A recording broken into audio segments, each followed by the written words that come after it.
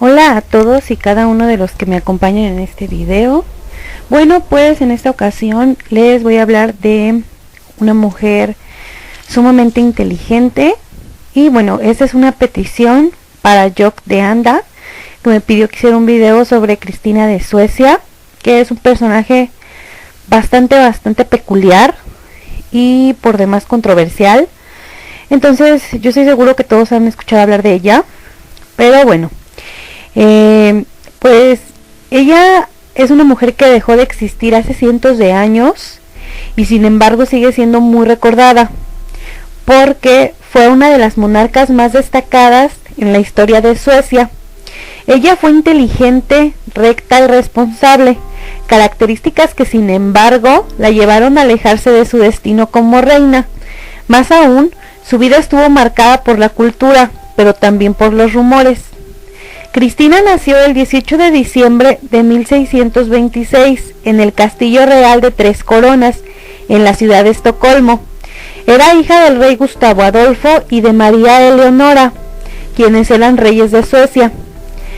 El rey había engendrado con anterioridad dos hijas, que una de ellas había nacido muerta y la otra fallecida con solo un año de vida, por lo que las expectativas en torno al tercer embarazo de la reina habían sido muy grandes dentro de la corte. Todos esperaban con ansias que este próximo hijo fuera varón, para que pudiera ser heredero a la corona. Sin embargo, el nacimiento de una tercera niña fue recibido no solo con desprecio, sino también con decepción. Cristina fue rechazada por su condición de mujer, no solo por la corte, sino por su propia madre, quien nunca ocultó el rechazo que sentía hacia su hija. De manera sorpresiva, su padre, el rey, recibió a Cristina con positivismo y felicidad, convirtiéndose desde un primer momento en la niña de sus ojos.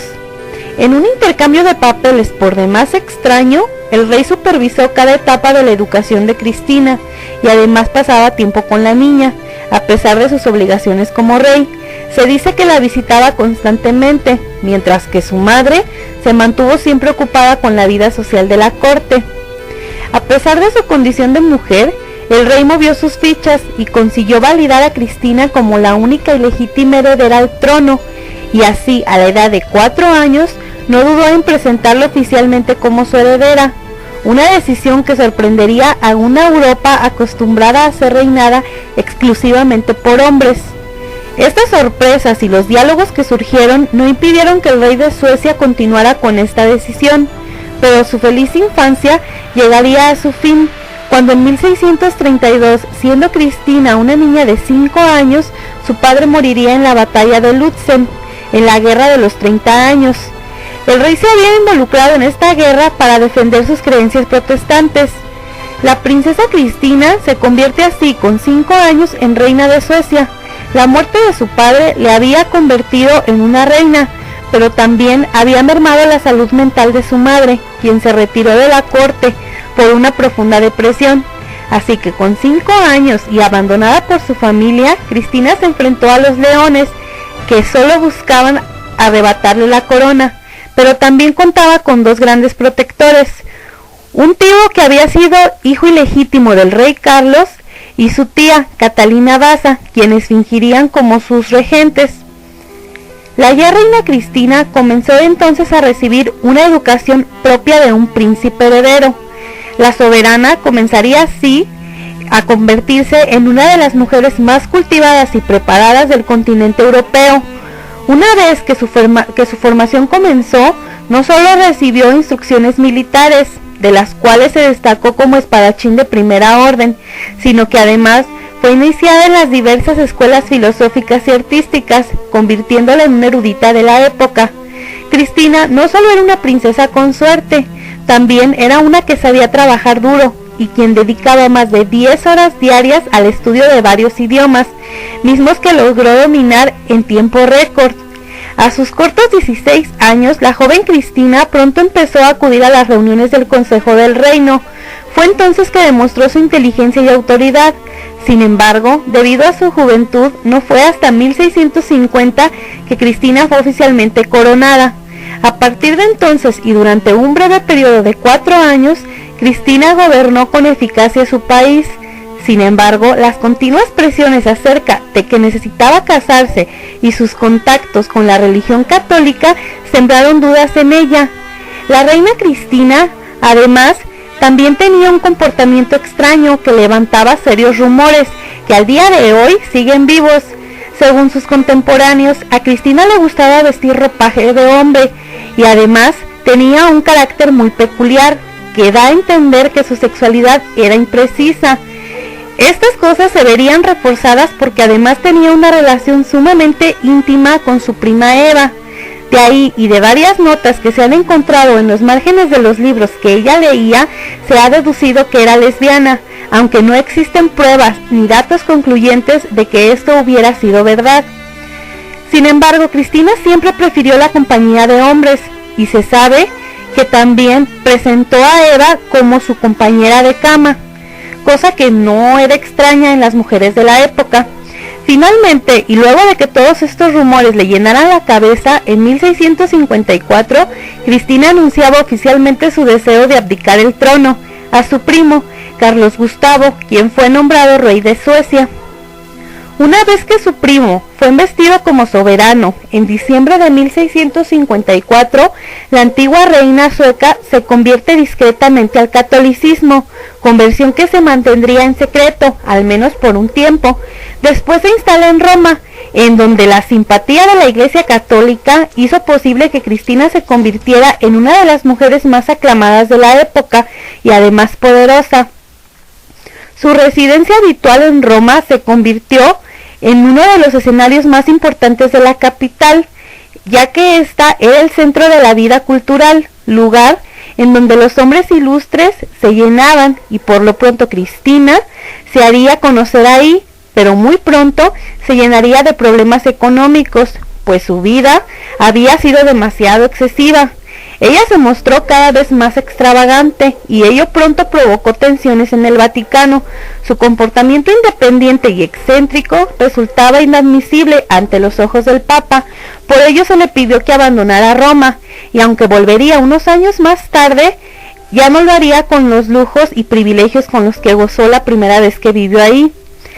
Además de esto, su fe en la religión católica fue menguando con los años.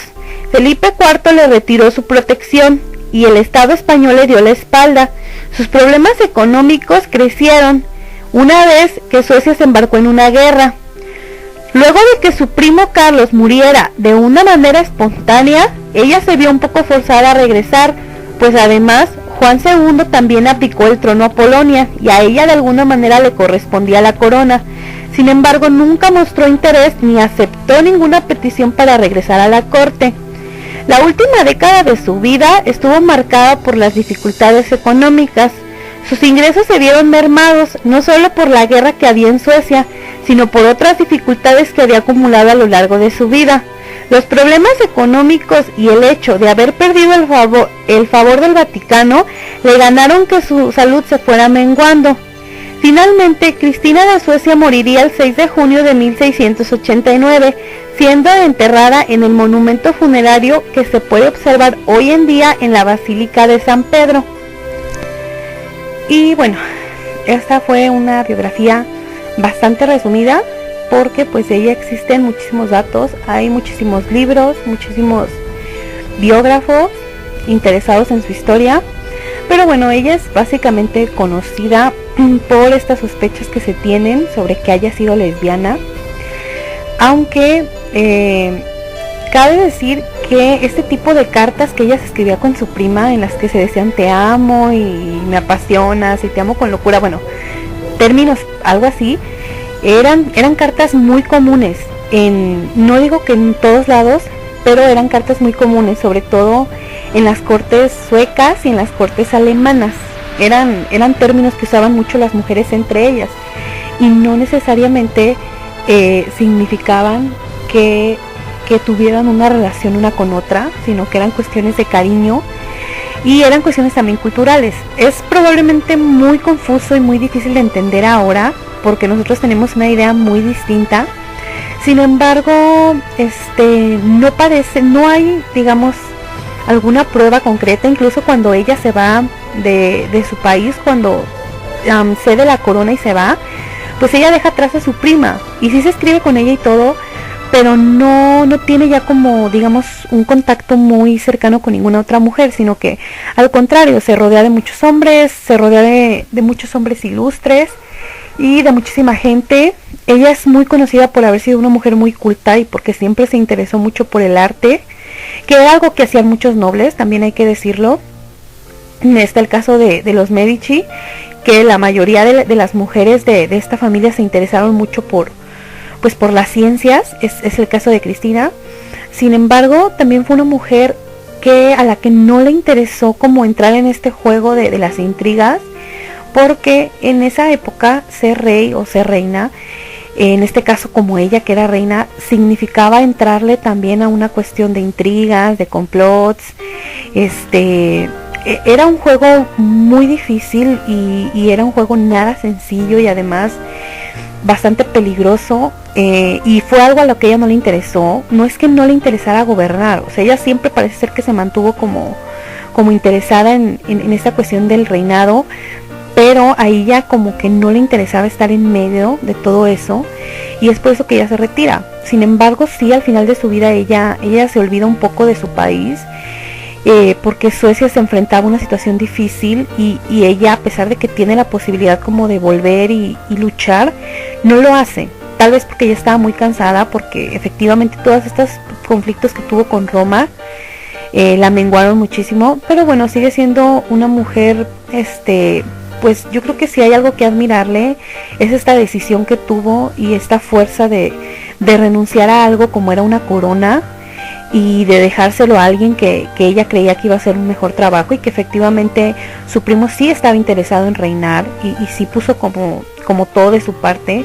Entonces yo creo que esto es algo digno de admirar y de aprender, ¿no? Que si de repente estás en algo que no es exactamente lo que tú quieres hacer, es muy válido renunciar, aunque no sea lo usual, porque nadie lo hacía. En esa época nadie abdicaba, no era algo fácil, eran contados los casos que se habían dado de que alguien dijera no quiero la corona, o sea, se mataban por la corona. Sin embargo, ella no era lo que quería y lo deja, y creo que también es válido. Pero bueno, espero que les haya gustado y muchas gracias.